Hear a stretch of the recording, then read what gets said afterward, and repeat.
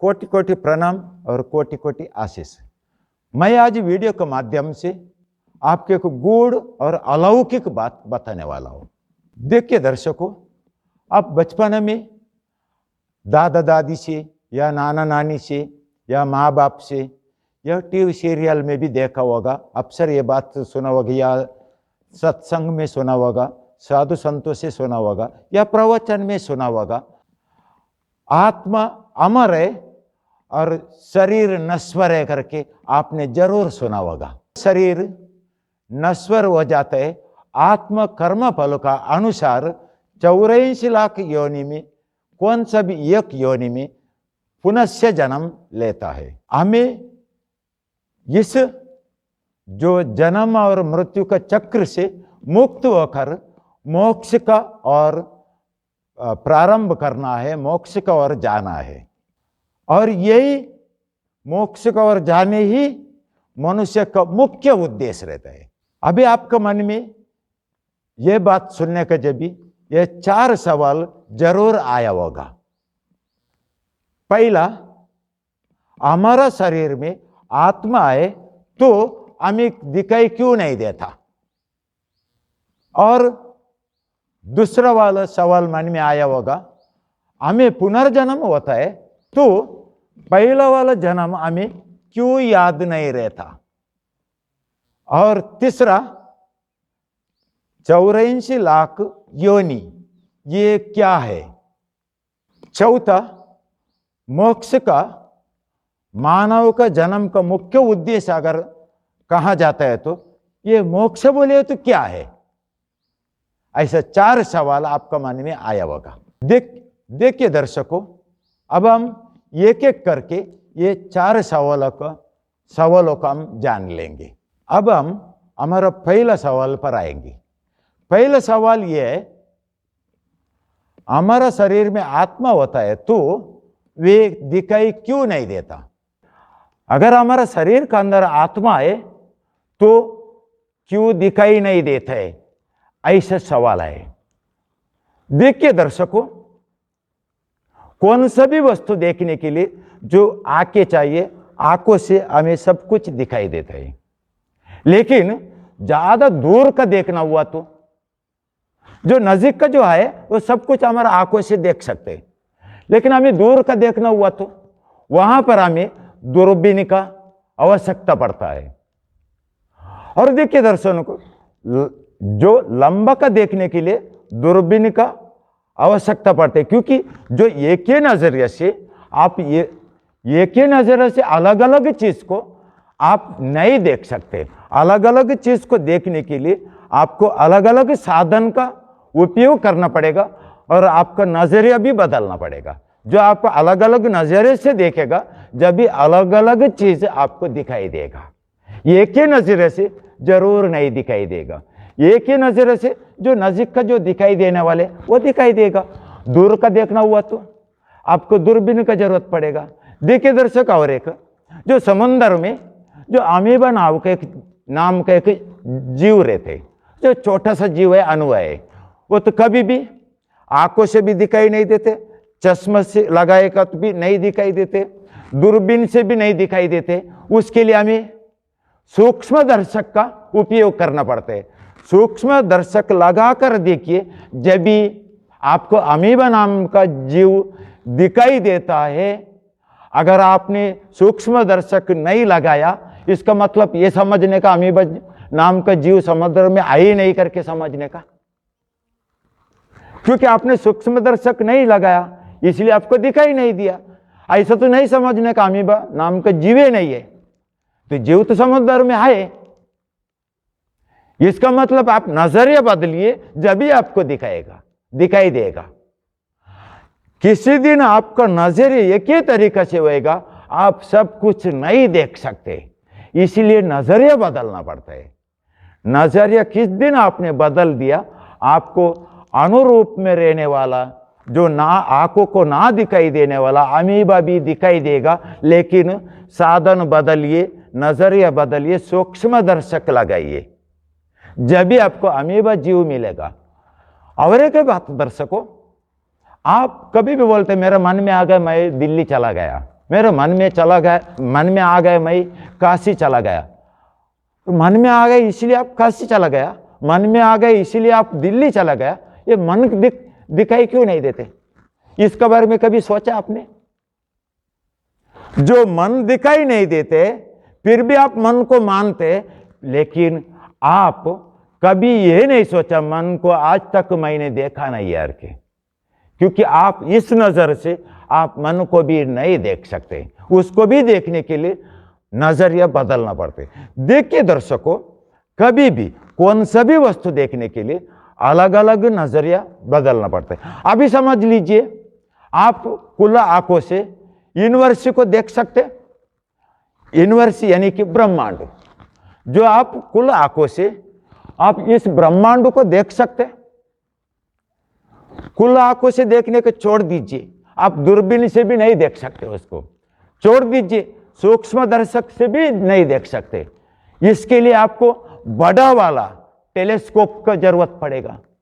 जो बड़ा वाला टेलीस्कोप ही लगाएगा जब भी पूरा यूनिवर्स दिखेगा आपको, उसमें नवग्रह दिखेगा, सूर्य चंद्र सब कुछ, तारामंडल सब कुछ दिखाई देगा। कैसा दिखाई दिया? आपने आपका खुद का देखने का नजरिया बदल दिया, इसी कारण से आपको दिखाई दिया। आप ब्रह्मांड देखने के लिए टेलीस्कोप का उपयोग किया, इसी कारण से दिखाई दिया। अगर वो उपयोग नहीं करता तो जरूर आपको नहीं दिखाई देता था। इसीलिए आपको आत्मा को देखना हुआ तो आपको आत्मा साक्षात्कार नाम का महाविद्या को प्राप्त करना पड़ेगा। उसी दिन के बाद आप आपका आत्मा को देखेगा, यानी कि आप आपको खुद को देखेगा। क्योंकि आप कौन है करके पूछा था, आप एक आत्मा है, शरीर नहीं है। शरीर आपका एक साधन है, छोड़कर आप शरीर नहीं है। आत्मा को देखना हुआ तो आत्मा साक्षात्कार विद्या प्राप्त कर लीजिए, उसके बाद आपको आत्मा भी जरूर दिखाई देगा।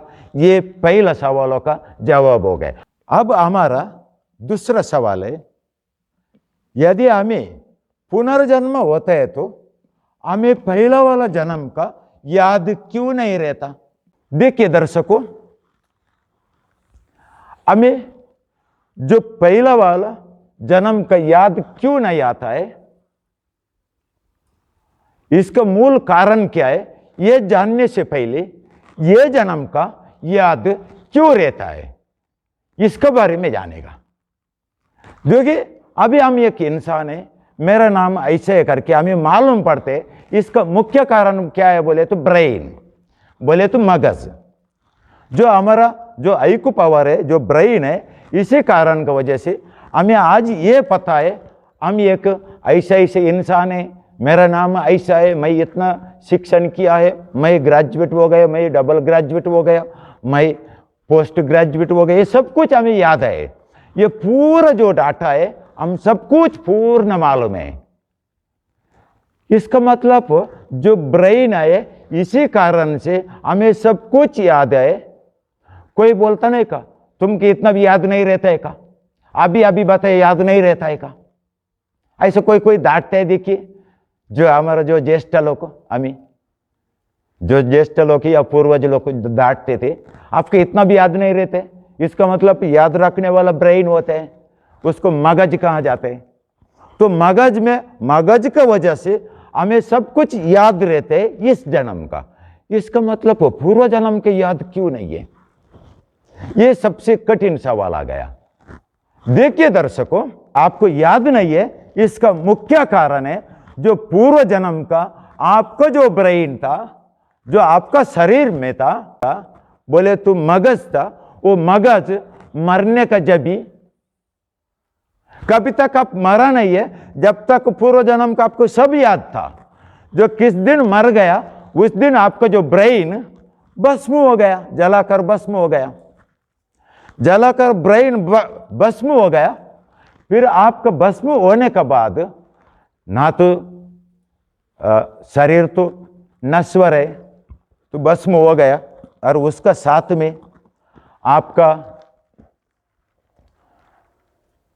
जो आत्मा है वो शरीर से निकल के अलग हो गए। अभी शरीर से आत्मा निकल के अलग हो गए, ना उसको दिमाग है ना उसको शरीर है, वो तो अकेला ऐसे ही रहते, उसको तो शरीर नहीं रहते, शरीर तो जलाकर भस्म हो गया। इसका मतलब ये हुआ आपका उसी समय का जो भस्म हो गया, तो जो दिमाग था वो भस्म होने का कारण से आपको पूर्व जन्म का याद नहीं है। इस जन्म में आपको नया शरीर मिल गया, नया दिमाग मिल गया, नया ब्रेन मिल गया, इसी कारण से इस जन्म का मात्र याद है, पूर्व जन्म का याद नहीं है। दर्शकों, आपको समझ गया? देखिए दर्शकों, ये समझने के लिए आपको मैंने एक उदाहरण देता हूं। जो लैपटॉप है, कंप्यूटर है, उसमें भी हार्ड डिस्क रहते हैं।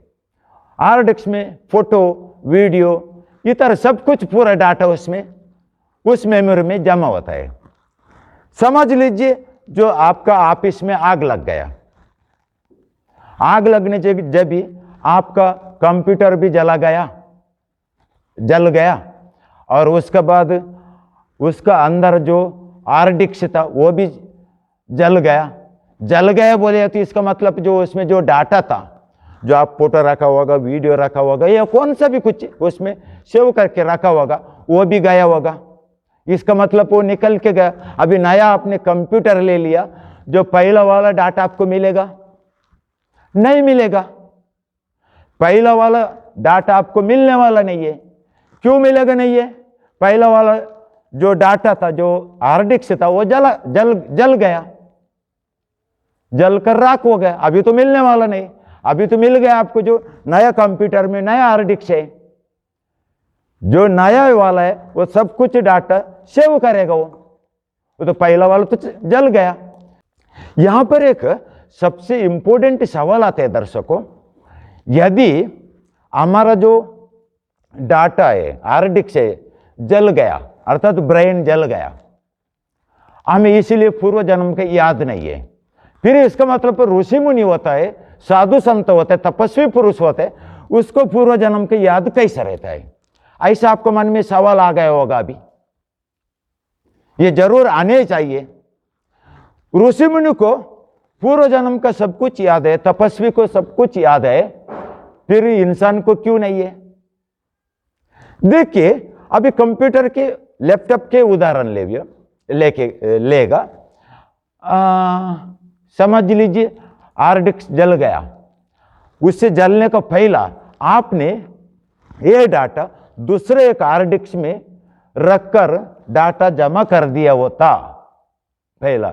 उसके बाद आप नया एक कंप्यूटर लेता, उसमें ये हार्ड डिस्क लगाया हुआ था, पहला वाला पूरा आपका डाटा फिर से दोबारा आपको मिलता था, बराबर है ना? इसीलिए ऋषि मुनि को पूर्व जन्म की याद है। उसका मुख्य कारण क्या है बोले तो वो सूक्ष्म शरीर में प्रवेश किया हुआ है। हमारा शरीर का जो 5 शरीर है, इसके बारे में संपूर्ण वीडियो जानकारी मैंने दिया है, इससे पहले भी दिया है।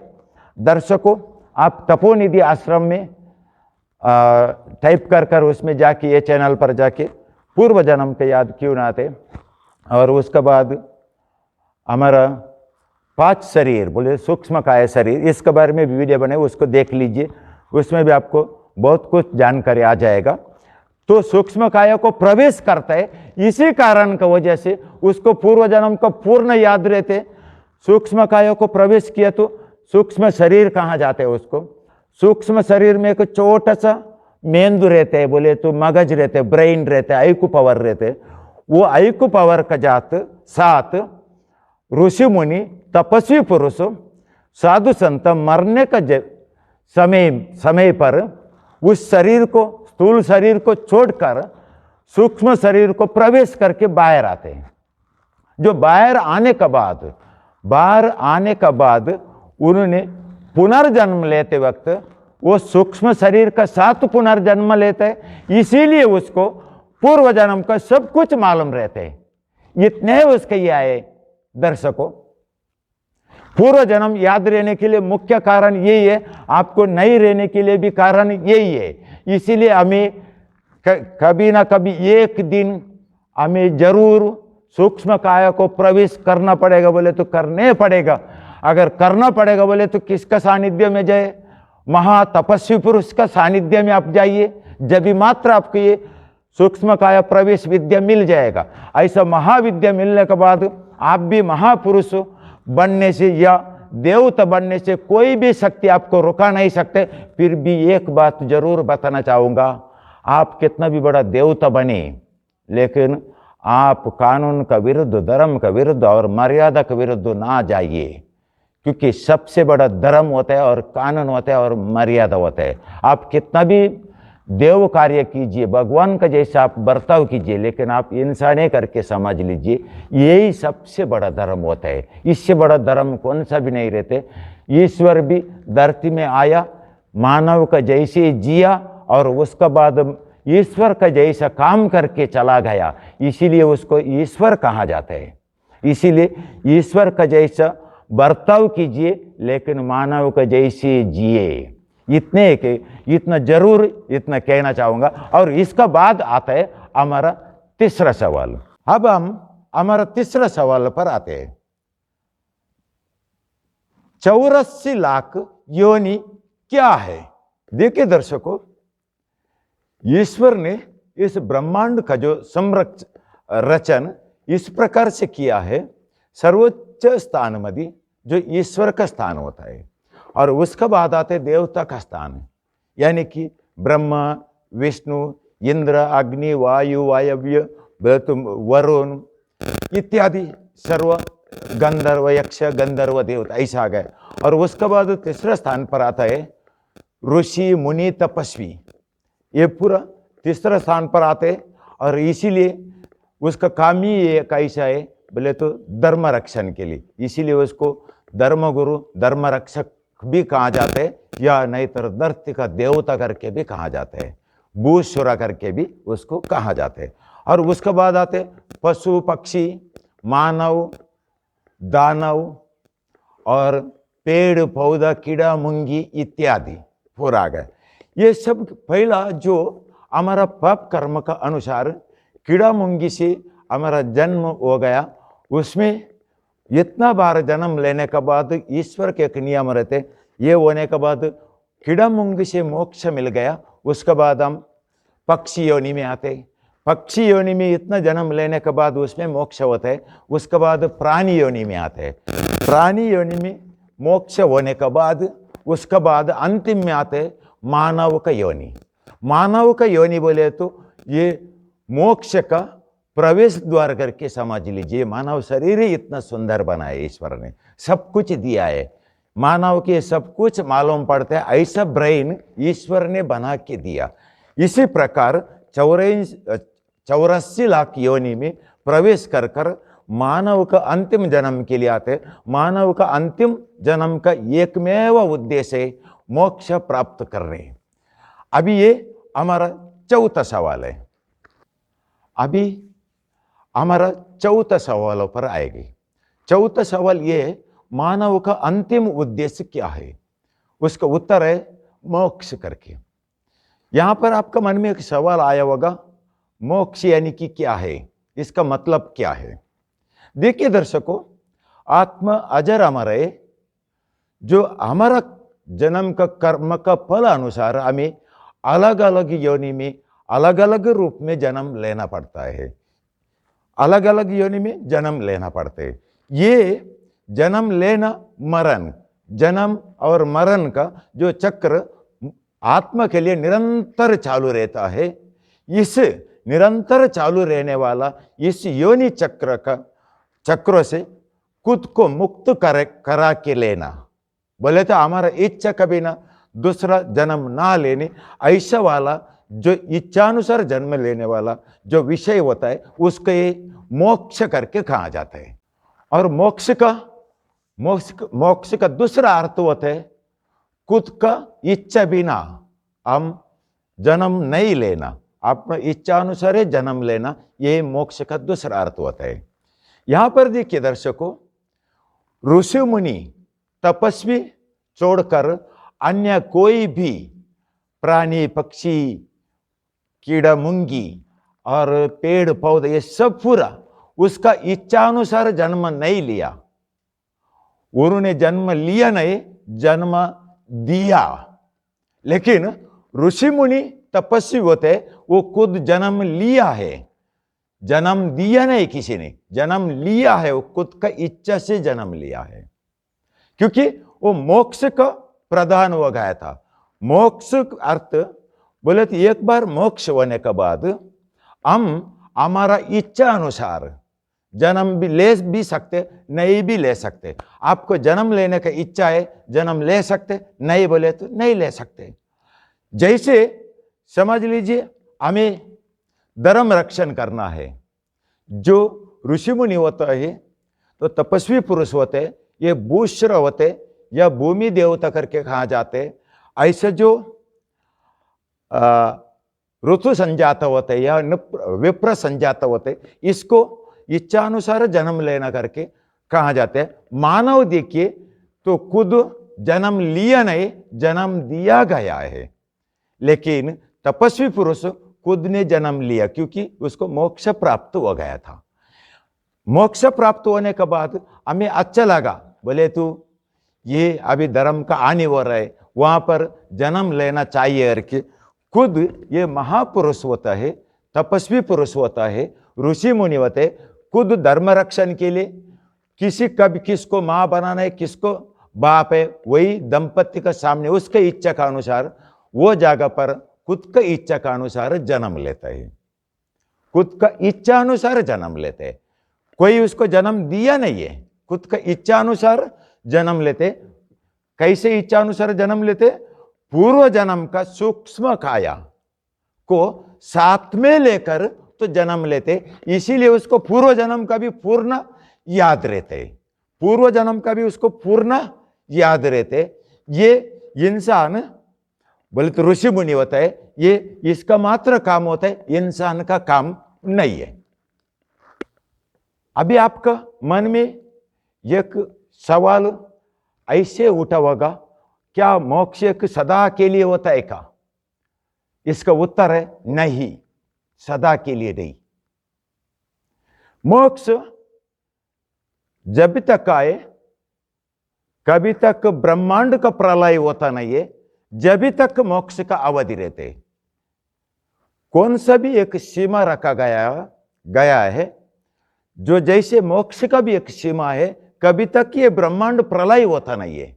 पूर्ण ब्रह्मांड का प्रलय, भूमंडल का प्रलय नहीं है दर्शकों, पूर्ण ब्रह्मांड, अनंत कोटि ब्रह्मांड का जो प्रलय होता नहीं है, जब तक मोक्ष का अवधि रहते, उसके बाद फिर से वो 84 लाख योनि में जन्म लेना पड़ता है। उसमें अंतिम फिर मानव का जन्म में आते, फिर से उसको मोक्ष प्राप्त करना हुआ तो उसको महान तपस्वी सदगुरु का सानिध्य में जाना पड़ता है, उसका बाद ही उसको फिर से मोक्ष प्राप्त होता है। जब तक नहीं होगा बोले तो नहीं होगा। इसीलिए जिंदगी में कभी भी सानिध्य पकड़ना हुआ तो जरूर पकड़िए, लेकिन ऐसा व्यक्ति का सानिध्य पकड़िए उसका जीवन में उसको कोई भी वारसा ना हो, बोले तो उसका पीछे वारसा भी ना हो। ऐसा इस वारसे नहीं रहने वाला जगत में कौन है बोले तो एक ही है, वो ब्रह्मचारी सदगुरु है, उसके वारसा नहीं रहते, नॉमिन नहीं रहते। इसीलिए ऐसा वाला व्यक्ति को सदगुरु करके पकड़ना चाहिए, ब्रह्मचारी रहना चाहिए।